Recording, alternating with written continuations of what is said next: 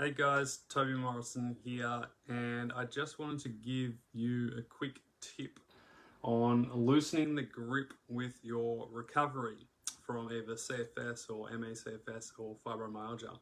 And this will be really good for you if you're trying really hard to recover, if you feel like you're doing lots of different things, or you're trying everything and nothing seems to be working, or you're getting really stressed out about it.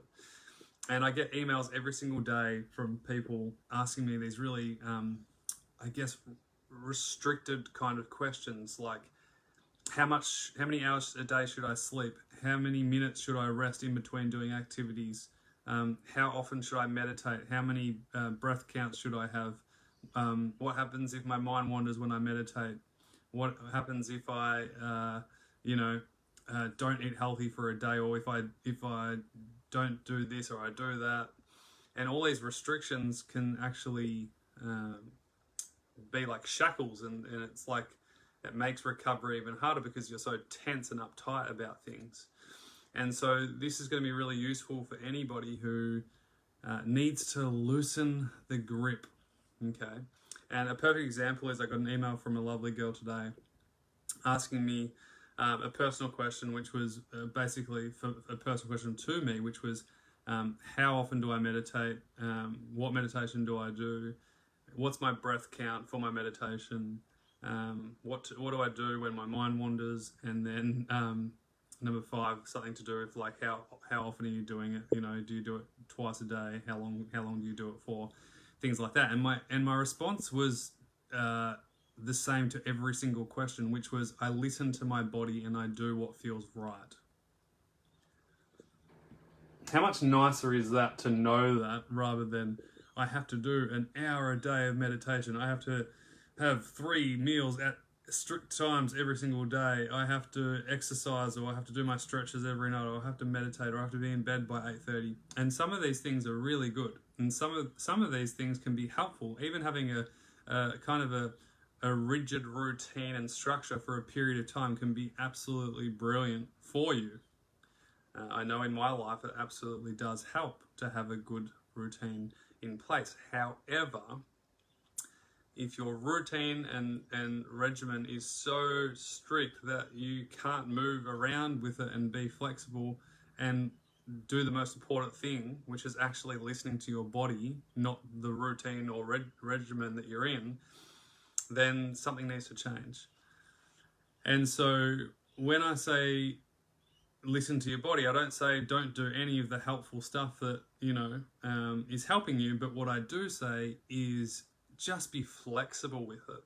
And the problem with most things today is that there's no flexibility with it. One of the things that is talked about with chronic fatigue syndrome is graded exercise therapy and how bad it is for you. And the problem with graded exercise therapy, especially if it's prescribed from someone who doesn't really understand chronic fatigue syndrome, is that it's not flexible. So, given any given day, your energy and your health on a scale of 1 to 10 is going to change and kind of, ebb and flow. And so if that's the case, then you need to be flexible in order to do what's appropriate for you on that day. And like I said, the problem with most things is because it's so rigid that it's actually not doable, or it is doable, but it's harmful to you.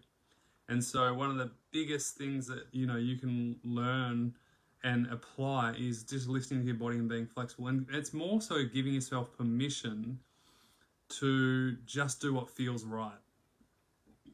Not go off like a textbook that says you need to do this. You need to meditate this certain way, or you need to have this many breath counts. That's cool if you want to measure and track things, and there's absolutely nothing wrong with that. I think that's healthy. But it's not healthy when it becomes detrimental to your health and it starts stressing you out. Does that make sense? I hope that makes sense, because when you've got to start doing things that are helpful, not harmful. And so that's one of my biggest things that I want you to be reminded of today. Just like this other girl who emailed me this morning, and I get emails every single day. This was just a brilliant reminder that I wanted to share with all of you who can benefit from this. Is that, yeah, stop doing what's not working and start to do what does work. And so this is a perfect example of, if being rigid and restricted is actually holding you back and making you more stressed, then stop doing it, even if it's perceived healthy. This is the thing, like most health professionals, especially when it comes to physiotherapy, will say, you know, graded exercise therapy is really good for you. And the problem with that is that for some people in their current situation, it's not necessary and it's not appropriate for them to do it.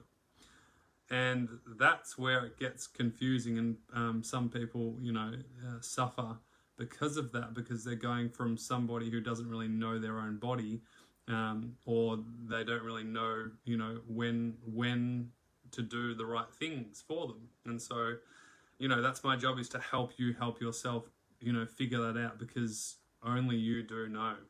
And there is a way in order to figure that out for yourself, so you can start to make genuine, practical change in your life for the better.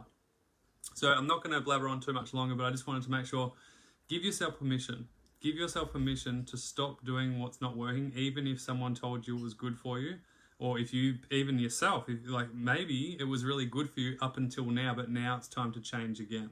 You know, and that's the other thing. Sometimes what worked back then is not what we need now to make that next change or progress in our lives.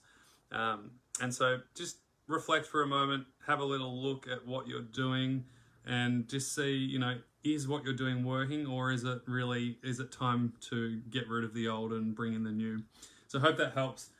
Also, special announcement, I am giving away actually the first 2 chapters of my book, Chronic Fatigue Syndrome, A Guide to Recovery, in an ebook. And what you can do, I'll leave the link below. You can literally get that straight away. And it's amazing. As part of it, you also get to see some amazing success stories of other people who have recovered from chronic fatigue syndrome and fibromyalgia. Make sure you read it, and seriously, it's very easy to read. I've made it in bigger font. It's not too long either, but it's so inspiring. And there's also some practical steps that you can implement in your life that will help you start to move forward. So that's one thing. Once you download this book as well, it's totally free.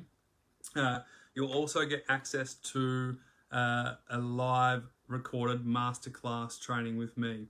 And in that, I go into the deeper aspects of recovery and what you can do to help yourself on a holistic level, not just on one thing. And, you know, I talk exactly about what I spoke about today, is giving yourself permission to loosen the grip. Because once you start to loosen the grip, all of a sudden there's energy again, because you're not thinking and restricting and constantly remunerating and thinking about what you have to do. Instead, you're just doing and being, and that is really brilliant for your recovery. Of course, there are some things that you need to implement that will help you restore and recondition your body and help you, you know, get stronger and healthier. But it's not what you do, it's how you do it. And that's the most important thing. So you'll learn that as well. So make sure you download the 2 free chapters of the book. This one right here, you'll see it when I give you the link. You'll be able to click on that and download it. And then make sure you set aside some time. You literally need 45 minutes. If you can't watch the entire masterclass in that one sitting, you can pause it and come back to it. It's only available for a short period of time. So please, in the next couple of days or weeks, set aside some time, literally 45 minutes for yourself. Grab a water, grab a cup of tea, herbal tea preferably, and lay down in a comfortable spot and listen to it. If you can't watch it from the screen, that's fine. You can just listen to it in the background. There is some brilliant help in there that will really, you know, give you some practical help. I've even got some amazing feedback so far from the small amount of people who have gotten access to it and said it was so engaging and so inspiring and practical. So hope you enjoy it. I'll leave the link below. Make sure you read the book, but also make sure you set aside some time to watch the masterclass properly. And I will see you in the masterclass. There's also an amazing opportunity at the end of that masterclass, if you stick around, which you'll be able to get a little bit more clarity and a little bit more help with your own recovery specifically. So hope this helps. Hope this video helped as well. Make sure you take something from it and apply it, and we'll speak to you very shortly. See you soon. Bye.